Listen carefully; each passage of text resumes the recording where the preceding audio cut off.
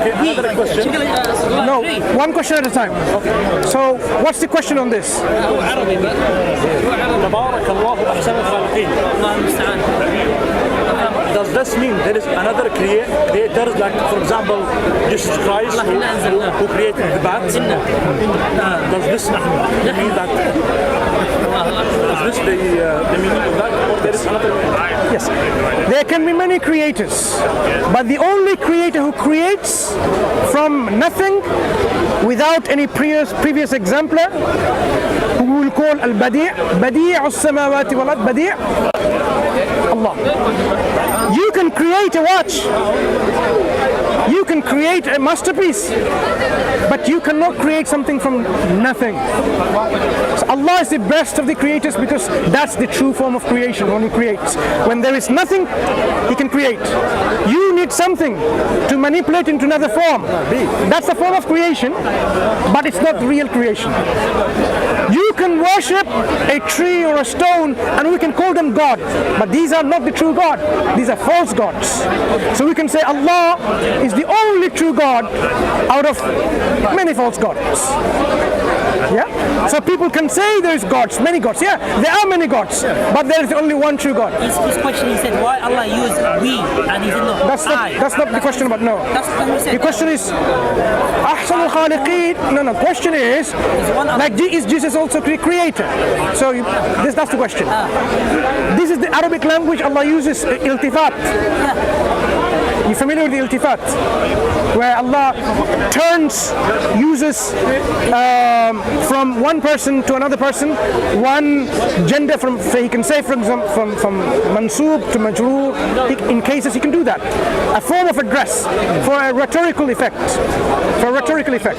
For example, Allah uses all the time worship me, never say worship us. Never. Because when He says worship me, if my slave asks of me, فَإِنَّا قَرِيبٌ or فَإِنِّي قَرِيب? فَإِنِّي قَرِيب. What is I is all about closeness, proximity, closeness. Yeah? When Allah says نَحْنُ نَزَّلْنَا الذِّكْرِ وَإِنَّا لَهُ لَحَافِظُونَ, He's talking about His might, His power, His majesty. نحن خلقناكم فلولا تصدقون. Isn't the ayah like this? He is showing His might, His ability, His power, His majesty, His sovereignty. But when it comes to closeness, I worship me. Yeah. Another question, if you have time. Of course, تفضل. If God were perfect in creating, why there are a lot of handicaps? Okay, so there is no question about this creation is perfect. This creation is fit for purpose. Allah did not say, I created this heaven. No, Allah says He will create Adam alayhi salam. Inni ja'ilun fil ardi khalifa. This ard, Allah said, did not say this is Jannah, Jannatul Khuld. This is not it. There is going to be a creation called Jannah, or there is, in which there will be no suffering, there will be no pain. This is Jannah. But this is a creation Allah created, and He has put within it natural laws. Natural laws means there will be sometimes flood, sometimes with drought, depending on what happens with this natural laws, right? Where you live. He's also placed within human being free will. With your free will, because He didn't create robots, remember, before He created Adam alayhi salam, Allah created the angels, well before, right? The angels, they cannot disobey Allah.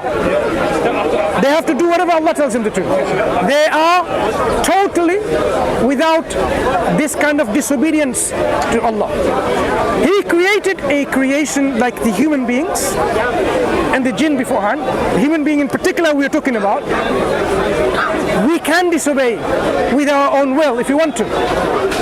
Now, if Allah says, do not commit mischief on the earth, do not commit bloodshed, and we do that, we are responsible.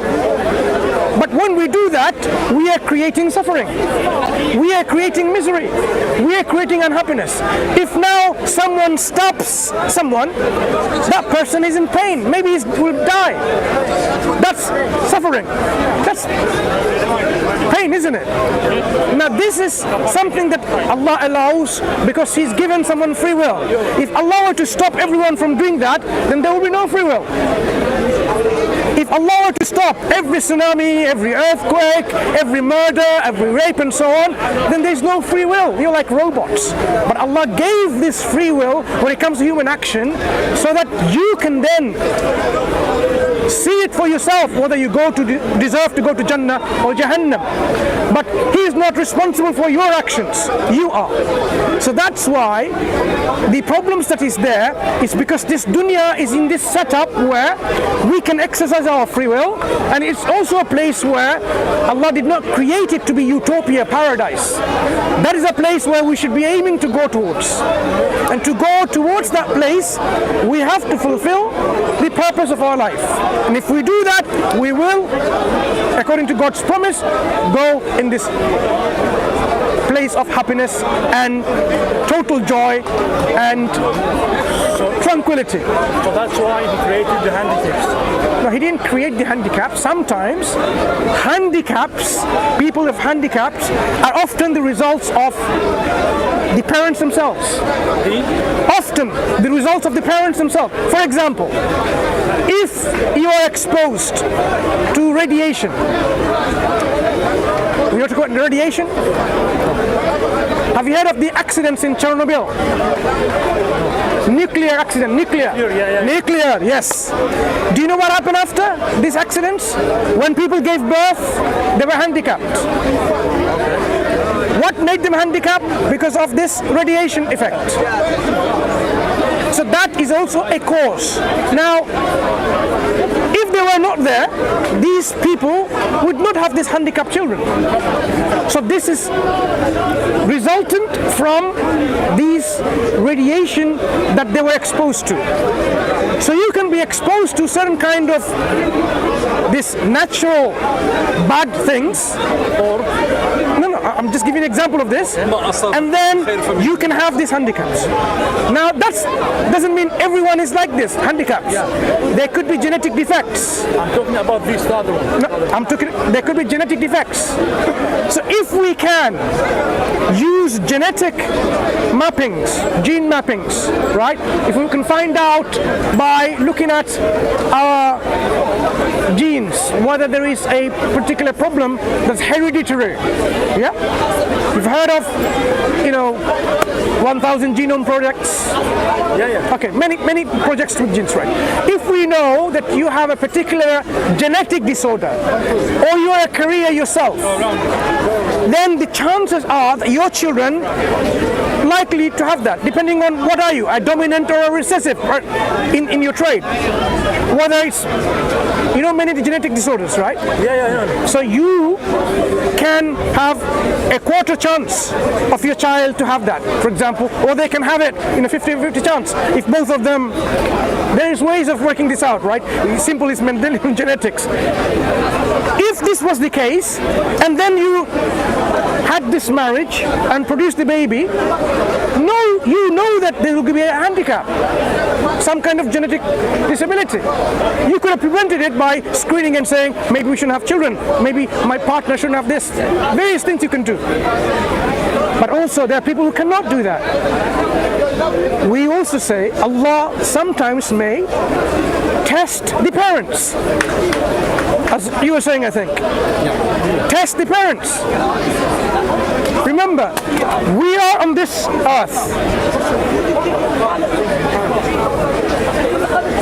We are on this earth for a purpose, and we need to fulfill our purpose.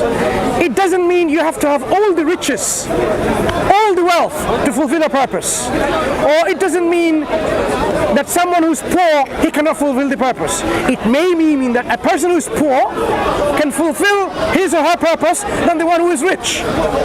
These wealth and richness can be arbitrary in your goal of fulfilling the purpose. Likewise, your fulfilling the purpose may be with a handicapped child or a perfect well child.